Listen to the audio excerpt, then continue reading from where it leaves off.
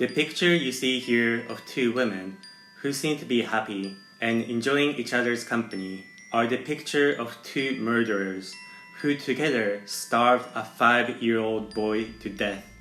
On March 2nd, an extremely shocking case has been reported in which Mama Tomo, or mom friends, were arrested for causing the death of this very young boy. How did the friendship between the two mothers spun out of control and resulted in such a tragic death? Let's have a look.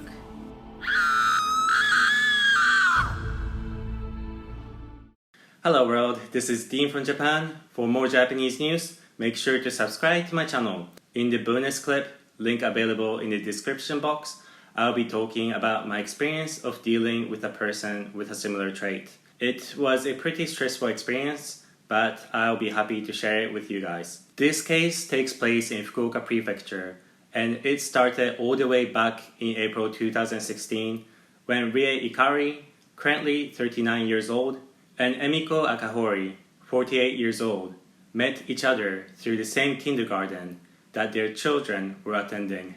Details of this case is still under investigation and we're finding out new information each day, but it has been reported that Emiko won the confidence of Rie by telling Rie that other mothers are talking behind her back and that Emiko was the only person that Rie can trust.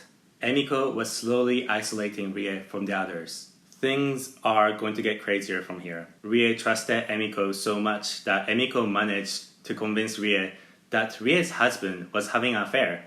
Once Rie started believing in this lie, this is when Emiko knew that she could start demanding money from Rie as if Rie was her personal bank.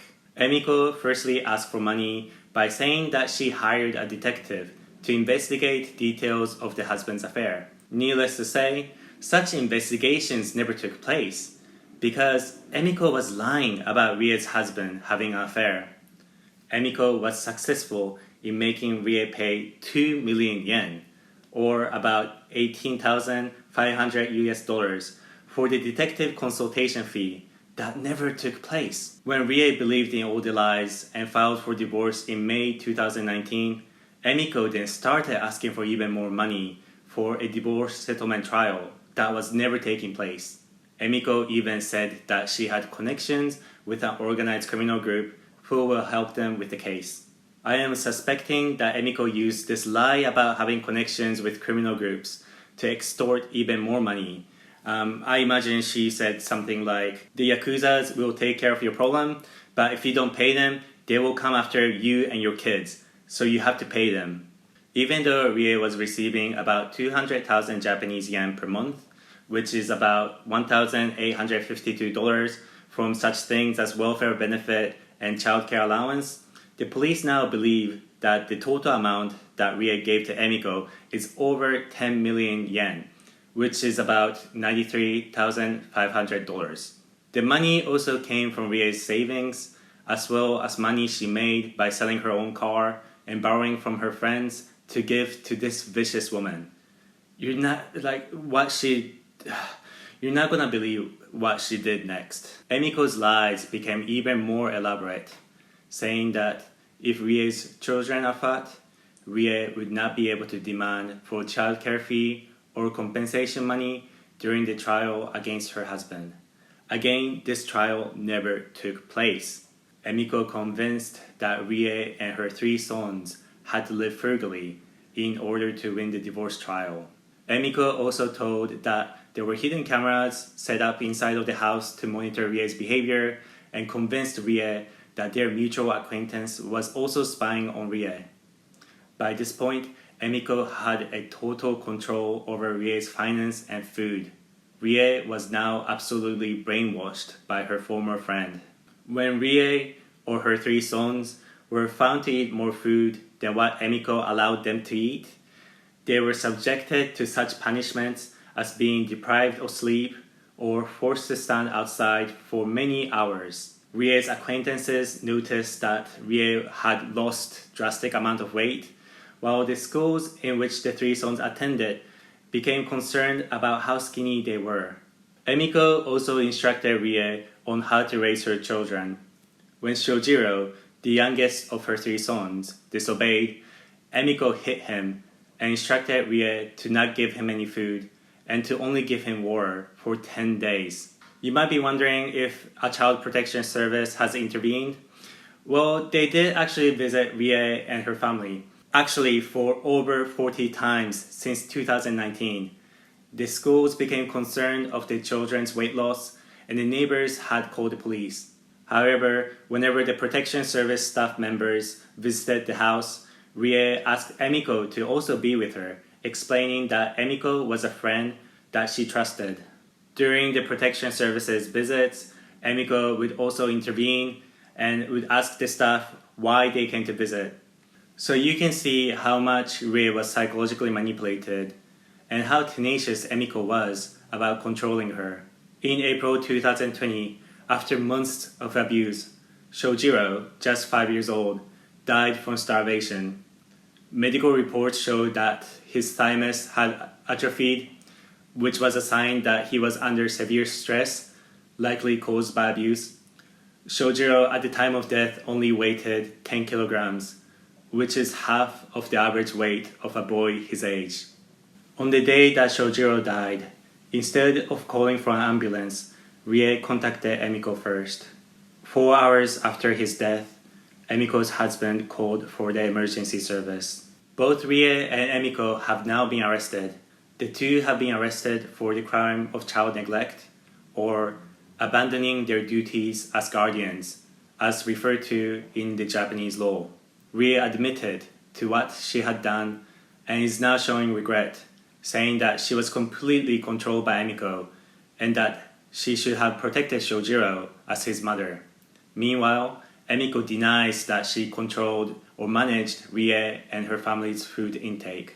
So that was an extremely shocking case, and this is my take. I think with female friendships, there are at times when there's the boss girl, not necessarily the queen bee, but a bossy girl with a really strong personality who hangs out with other quieter girls, and these quiet girls tend to follow the lead of the boss. The boss girl would do things that the quiet girls would find difficult, such as telling off the boyfriend of the quiet girls when the boyfriends misbehave, or telling off any other guys that are causing problem for them. I'm sure we've all seen female friendships like that. So in this case, Emiko agreed to take care of the divorce proceedings. Rie, even from the pictures, seemed like someone who is mentally weak, and she probably welcomed Emiko's help at first. Her total lack of agency makes me wonder if she grew up in an abusive household, because learned helplessness or believing that one can't change their own situations can be a result of abuse. The fact that she believed in Emiko's lies, that people were talking behind her back, shows that she has a low self-esteem as well, which made it easy for Emiko to manipulate her. Rie probably didn't have much support network to begin with, and this is why it was easy for Emiko to cut off all of Rie's outside contacts and to manipulate her. The fact that her ex-husband didn't seem to care about Rie's kids at all really shows how isolated and lonely Rie was. Again, this is just my speculation. We're all among friends here, so if you have any other opinions or would like to ask something further, please feel free to write down your comments. Sleep deprivation and isolating the target from others are common manipulation techniques that organizations like cult religious groups actually use. A psychologist analyzing this case stated that Rie must have been brainwashed and was in a master-servant relationship, given that Rie was completely incapable of thinking clearly. In normal situations, Rie would have known that a situation in which her kids were slowly starving was completely insane. That being said, I believe that once you become a parent, you do have a certain set of responsibilities. Saying sorry later on is super easy. As for Emiko, she really reminds me of perpetrators of similar brainwashing cases in Japan. I've written a short description of such cases in the description box, so if you're curious, please make sure to check them. I wouldn't trust someone that looks like Emiko at all. I always talk to my friends about the videos I'm working on, and one of my friends said that Emiko looks extremely spiteful and vengeful. Whenever cases like this happens, you always wonder how they could have been prevented. I think the Child Protection Service definitely failed in this instance, and the staff members in charge should be disciplined severely. They must have thought it was weird that Emiko was present in all their visits, but they didn't pursue this any further. These are the people that get paid to look after the well-being of children who can't protect themselves, and if they don't want to do their jobs, they have to quit. I also believe that Emiko's husband knew what was going on and he should be also arrested. That's my take on the case. Please let me know if you have any comments or opinions. I hope to see you in my next video. There is also a bonus clip to this video where I delve further in this case by discussing my experience of living with a psychopath.